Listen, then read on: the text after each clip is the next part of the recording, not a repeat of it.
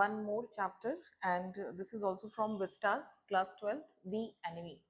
अब सबसे पहले ना इसको समझ लेते हैं कि इसकी स्टोरी क्या है, इसमें है क्या. Now this is the chapter about a Japanese doctor. उसका नाम था doctor Sadao Hoki. And this Sadao Hoki had a wife Hana. उसकी वाइफ का नाम है Hana. So this Sadao Hoki he lives near sea beach, Japan में ही रहता है ये. And he had studied in America. ये अमेरिका से पढ़ाई करके आया है. And he was not just a doctor but he was a scientist also. काफी इंपॉर्टेंट है ये. And then one day he saw a prisoner who was lying outside his house, क्योंकि उसका जो घर था वो बिल्कुल कहाँ पे था, बीच के किनारे पे था. तो जहाँ पे बीच है, समंदर के किनारे है, बीच पे उसका घर है. तो वहां पे एक प्रिजनर आ जाता है बह के. And then it was a dilemma. ये जो पूरी स्टोरी है ये किस बारे में है? It is about a dilemma. Dilemma क्या होता है कि मैं ये करूं या ये करूं. क्या मैं इसको वापस समंदर में ही फेंक दूं क्योंकि वो एनिमी है, वो जो आता है उसके वहां पे इंसान. That was an enemy. Enemy क्यों था वो? क्योंकि उस समय जापान और अमेरिका वर एनिमीज, क्योंकि वॉर चल रहा था. Most probably it was a second world war.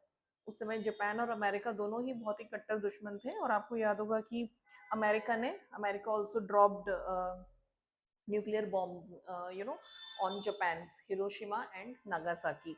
तो ये दोनों ही आपस में कंट्रीज क्या हैं, दुश्मन है. तो जब एक अमेरिकन सोल्जर, वो एक प्रिजनर ऑफ वॉर था. तो वो जो अमेरिकन सोल्जर वहां पे आया था, he was a prisoner of war.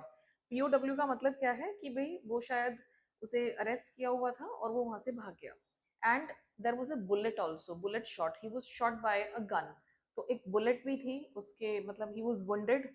लेकिन अब इसके लिए डॉक्टर सडाओ के लिए प्रॉब्लम ये थी कि क्या करें, इसको ट्रीट किया जाए या क्या किया जाए. तो doctor Sadao has this dilemma कि as a citizen, as a patriotic person, patriotism क्या होता है? आपकी देशभक्ति. आप किस चीज पे ध्यान दोगे? कि आप अपने देश के लिए सोचोगे कि अपने एनिमी को आप या तो उसे मार दो या फिर उसे अरेस्ट करा दो. या फिर दूसरा ऑप्शन था, as a doctor he had taken a Hippocratic oath. ये वर्ड याद रखना है आपको, हिपोक्रेटिक. एक दूसरा भी हिपोक्रेट होता है, दिस इज डिफरेंट, तो डोंट गेट कंफ्यूज्ड. ये वाला जो हिपोक्रेट होता है, इसका मतलब है कि जो डबल फेस्ड पीपल होते हैं, वो कहते कुछ है करते कुछ है, ये वो वाला हिपोक्रेट है. लेकिन हमें कौन से वाला लिखना है? हिपोक्रेटिक. तो हिपोक्रेटिक ओथ जो लेते हैं ये डॉक्टर्स लेते हैं कि भाई हम हमेशा किसको सर्व करेंगे? ह्यूमैनिटी को. No matter who the person is. हमारा जो मेन काम है, मतलब एज अ डॉक्टर क्या काम होता है उनका, कि आपको जान बचानी है, किसी भी ह्यूमन की जान बचानी है. And this is what he was thinking about. तो फाइनली उसने क्या किया? He took the prisoner of war. He had a blonde hair. उसके जो बाल थे वो कैसे थे? ऑब्वियसली अमेरिका का है तो he had a blonde hair. आप इसमें ई लगा भी सकते हो, नहीं भी, दोनों तरह से spelling is correct. So he had a blonde hair and they took him inside. बेचारों ने बहुत प्रॉब्लम्स फेस करी, उनके सर्वेंट्स छोड़ के चले जाते हैं, which I will tell you in detail later. तो सारा काम वो खुद करते हैं एंड दे मैनेज एवरीथिंग.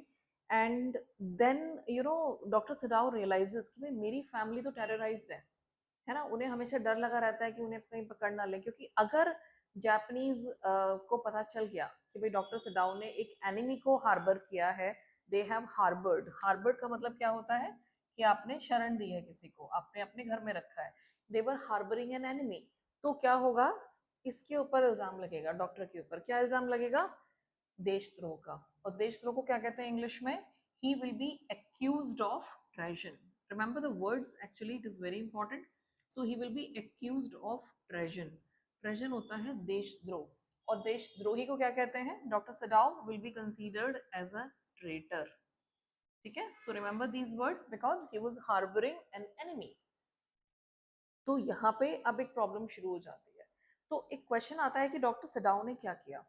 पहले तो अपनी ड्यूटी पूरी करी एज अ डॉक्टर, उसको ऑपरेट करा, उसका इलाज किया, अपने घर में रखा, सारी प्रॉब्लम्स फेस करी. और दूसरा क्या काम किया कि उन्होंने इन्फॉर्म कर दिया जनरल को. Once this man was better, जब ये अमेरिकन सोल्जर थोड़ा सा बेटर हुआ, ही वाज मतलब रिकूपरेटिंग, ही वाज फीलिंग बेटर.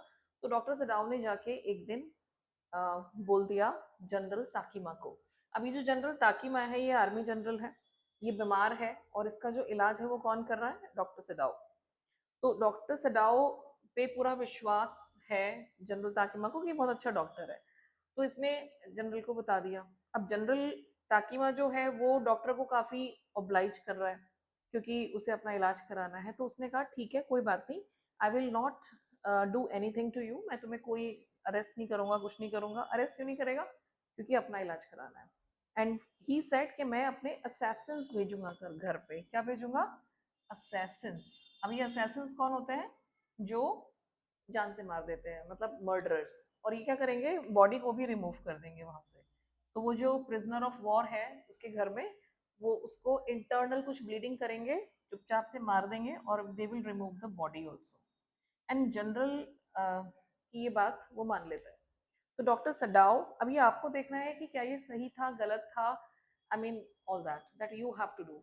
तो ये डिलेमास हैं बार बार। तो बेचारा ये जो डॉक्टर है ये बार बार फंस जाता है, क्या करे, किसकी सुने, किस चीज को ज्यादा इंपॉर्टेंस है। उसकी अपनी फैमिली भी है, उसका भी उसे ध्यान रखना है as a husband. You know it is his responsibility to take care of his wife and children. उसका एक 3 महीने का बच्चा है, 2 बच्चे हैं, एक तो सिर्फ 3 महीने का है। तो he has to take care of each and everything. तो अब ये तैयार हो जाता है कि भाई ठीक है आप भेज दो। तो उसने कहा था कि बस अपना घर का जो दरवाजा है ना, पीछे वाला गार्डन वाला जो है वो खुला रखना, जहाँ पे ये है प्रिजनर ऑफ वॉर, उसके जो पार्टीशन है रूम का, वहां की साइड वाला दरवाजा आपको खुला रखना है। तो ही अग्रीड। अब रात को आवाज हुई, यू नो थोड़ा सा आवाज आ रही थी पत्तों की, and there was a rustling sound. Rustling sound क्या होता है, जो पत्तों की जो आवाज होती है, there was a rustling sound. And you know and कुछ ऐसा भी लग रहा था कि there were breaking off branches, कि जैसे जब आप आते हो ना अंदर गार्डन से आओगे तो ब्रांचेस वगैरह ब्रेक हो रही हैं एंड ऑल दैट। तो वो उठता है, लेकिन ही डजंट गो, क्योंकि उसे पता था कि भाई वो असैसिन्स आ गए होंगे। And he doesn't allow his wife also to go there. लेकिन जब वो मॉर्निंग में देखते हैं तो वो तो वहाँ पे सोया होता है आराम से, he was okay, he was all right. Then second night he waited. Second night भी कुछ आवाजें होती हैं एंड ऑल, और कुछ गिरने की भी आवाज आती है। And Hana also, you know she wanted to go and see. तो doctor Sadao stop them, stopped her, कि आपको नहीं जाना है। So second night also passed, third night the same thing happened, लेकिन तीनों ही बार कोई नहीं आया।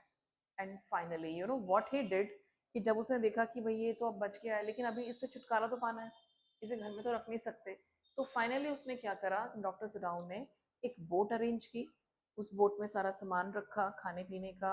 उसे किमोनो दिया, किमोनो वहाँ की ट्रेडिशनल ड्रेस होती है जापानीज की। तो उसे किमोनो दिया, और साथ में उसके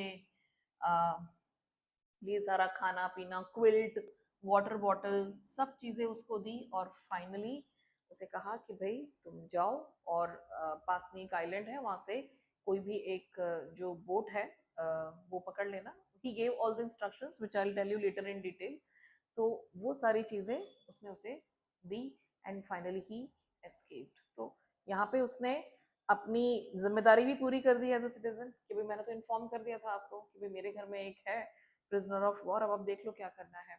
और दूसरी तरफ उसने अपनी ड्यूटी भी पूरी करी as a doctor and as a human being. So he saved the life of that prisoner of war, और उसे सेफली वहां से भेज दिया। इस चैप्टर में एक और टॉपिक आएगा रेशियल डिस्क्रिमिनेशन का, वो भी हम थोड़ा सा डिटेल में देखेंगे कि बाद में जब उसको भेजने के बाद ना, doctor Sadao was thinking about the racial discrimination, कि जब वो अमेरिका में था ना, वो पढ़ रहा था जब अमेरिका में, तो at that time he had faced that. तो वो भी हम देखेंगे। So this is the story.